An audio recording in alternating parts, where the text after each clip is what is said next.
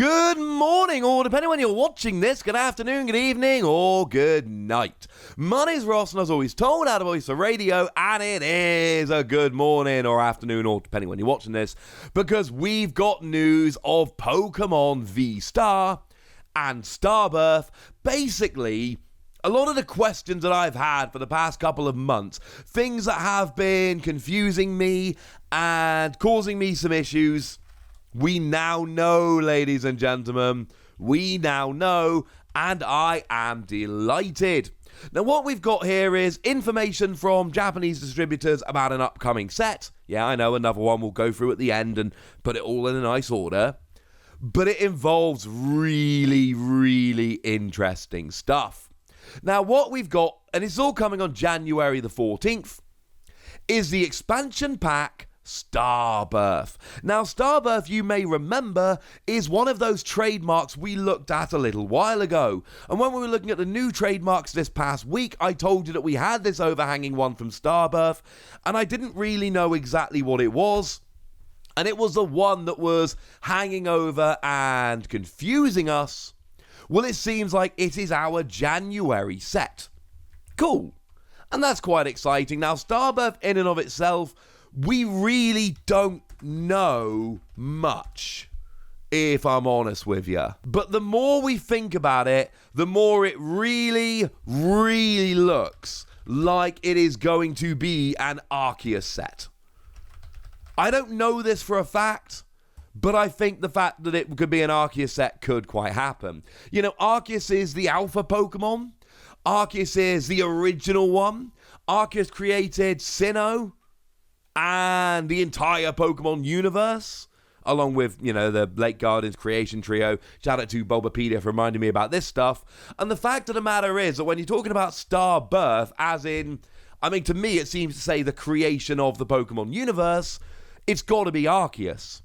And of course, let's not sleep on the fact that January is when Pokemon Legends Arceus actually comes out. So, I can't tell you for absolute certain, but it seems very, very much like this is going to be an Arceus-focused set. Not to mention, we had a bunch of information the other day about a whole bunch of new products.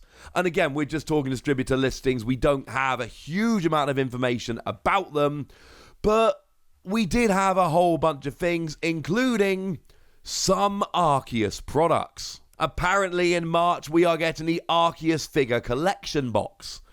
And about 2 months after Japan is about right. So I am not telling you that Starbirth is an Arceus set. We don't know that right now. I cannot say that it's an Arceus set.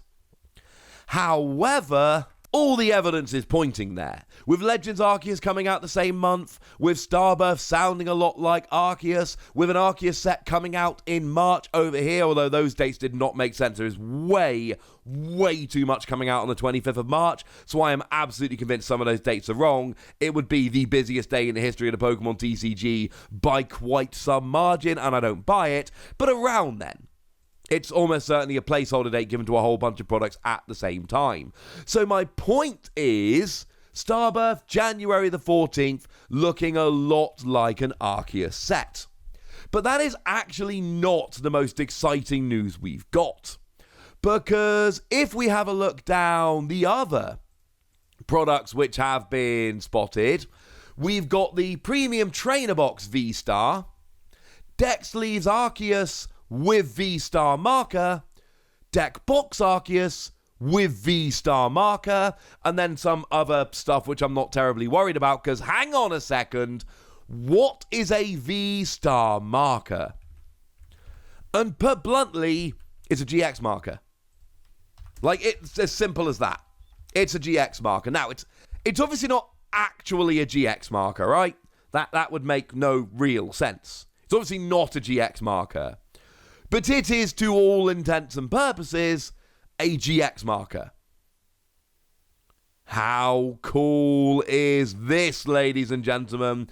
Now, for those of you that may have forgotten, GX markers were around in the Sun and Moon era of the Pokemon trading card game, and they were used for Pokemon GX, because Pokemon GX had a GX attack that could only be used once in the game, Once you used your GX attack, you were over. And you could use any GX attack on any Pokemon, but as soon as you used one, you were out of GX attacks for the entire game.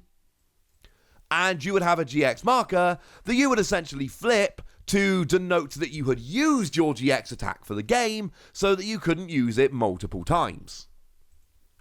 What else could a VStar marker be? It is some kind of physical counter which is used to mark that you have done something. Now, it could just be a reimagining of GX attacks, a once per game attack, or it could be a once per Pokemon attack, and when they've used their VStar attack, then you put it on the Pokemon rather than having it on the table and flipping it. Or it could be a countdown, because remember, at the moment, we have Dynamax and Gigantamax in a video game that lasts for 3 turns, so you could absolutely have a marker that counted down 3 turns, and then your V-Star went away, and you went back to a regular Pokemon, just mimicking the video games, but it's something along those lines. A V-Star marker has to be a marker. I mean, look, we're talking about tabletop gaming here, right? A V-Star marker can only be a physical counter which is used to mark something in the game, that an action has been or is happening. It's the only real option here. I don't see any other reasonable guess for what a V-Star marker could be. Which means there's a new mechanic coming. And again, this makes perfect sense. Now, I will say, we did actually have V-Star as a trademark a little while ago. Back in November last year, as it happens. Well, it seems, ladies and gentlemen, that is coming around again. And this is why I bring you videos, incidentally, when these trademarks come out. When I bring you trademark videos, I know there are some people out there who are like, well, see, you're making a video about a trademark, mate, come on. But what we've basically got now is confirmation that the new set is called Starbirth and is going to feature V-Star Pokemon that are a new kind of Pokemon, and both of those are trademarks that we have talked about previously. Come on, ladies and gentlemen, it all fits into space very, very nicely indeed. Now, again, these are distributor listings which we're getting from other people, so it's not confirmed, but this is how information tends to come out, and it seems extremely likely at this stage. What V-Star is as a mechanic is pure speculation. The only thing we really know is that it requires a marker to show that either it has happened or is happening, so it's not going to be something like V-Max, where you just VMAX up and don't need a counter. It needs a counter to track it in the physical gameplay space. But that's about all we know. And actually, this makes perfect sense. Because remember, there is only one more... Well, okay. There's one more proper set confirmed for Japan, and that is Sword and Shield 8, which is Fusion Arts, which is coming out at the end of this month in September. We then have the 25th anniversary set, which is coming out at the end of October. And although it has not been officially confirmed, again, distributor listings have told us that we are getting VMAX Climax, another one that we had a trademark for a little while ago. We know we're getting VMAX Climax in December. Now, this is important because essentially, December will be the end of the second year of the Pokemon TCG. They'll have had 8 sets. It's basically, it's 2 years, right? It's 2 years worth of sets. So what that means is we're ready. If a change is going to happen, we are ready for it. So having 2 years of the Sword and Shield TCG with Vs and VMAXs, and then having VMAX Climax to kind of wrap up the second year, and then bringing in Starbirth with a new V-Star mechanic to begin the third year of the Sword and Shield era of Gen 8. Or maybe start splintering off into more of a Gen 4 focus with Arceus sets. Maybe. But it all makes perfect sense. Then, of course, we've got the other trademarks we've seen recently, which do very, very much seem to suggest Gen 4 remake sets. We've got Space Juggler and Time Gazer, which kind of have to be Palkia and Dialga, right? And then we've got Dark Phantasm. These are the ones that were trademarked recently, which seems like it could only realistically be Darkrai or Giratina. And this all just falls into place, ladies and gentlemen. That's what seems to be happening. Now, again, we don't have dates for all the trademarked ones, so we don't know exactly when they're coming. But it very much seems like we've got VMAX Climax in December to finish off year 2. And then we start in January with Starbirth and this new VStar mechanic. And then it would make sense to then drift into these Gen 4 remake style sets with your Star, Juggler, Time Gazer, and Dark Phantasm. Again, this is speculation at the end bit here, but this is all starting to make way too much sense. What we do know, well, essentially know, unless it turns out we're being lied to, which is not generally the case, we are getting Starbirth on January the 14th. It is going to bring in the V-Star mechanic, and it is probably going to be featuring Arceus. And also, right, as someone who spent many years teaching business, you absolutely want an Arceus TCG focus set on the shelves in the same month as an Arceus focused video game hits the shelves. You get the cross promotion there, and it's really good cheap marketing, because then all the people playing Arceus want to go and pick up cards that are kind of reminding them of the game, and everyone who's playing the card game wants to go and pick up the video game because they're enjoying the cards.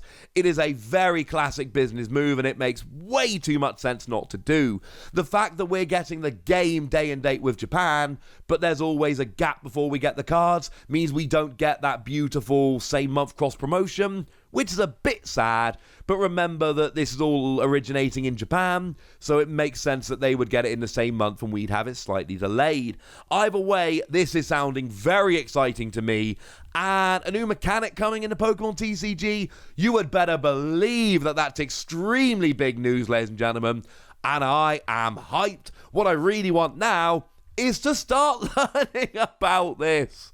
It's probably going to be a little while before we start getting the reveals, of course. We've not yet seen the full reveal for Sword and Shield 8. We've not yet seen the full reveal for 8A, the 25th anniversary collection.